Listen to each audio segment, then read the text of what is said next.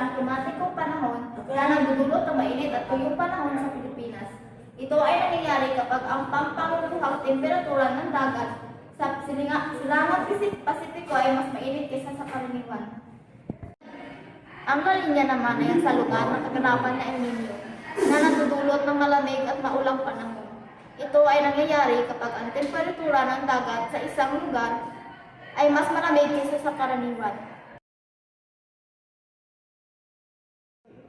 Paghahanda bago ang El Niño. Pagtitipid sa paggamit ng tubig.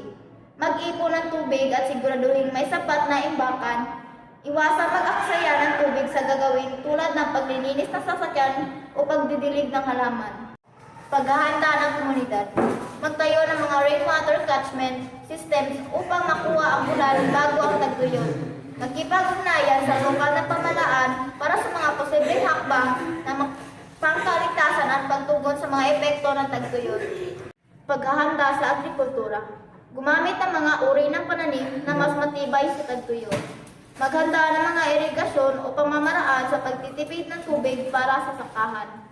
Planuhin ang pagtatanim upang maiwasan ang mga panahon na matinding init. Paghahanda bago ang La Niña. Paghahanda laban sa baha.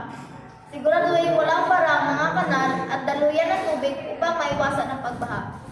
Maghanda ng mga sandbag o ibang pangharang upang protektahan ang mga tahanan mula sa tubig. Itaas ang mga mahalagang kagamitan at dokumento upang hindi mabasa o masira. Paghahanda sa lindol o landslide. Para sa mga nakatira sa mabundok o mapanganib na lugar, planuhin ang agarang paglikas kung kinakailangan.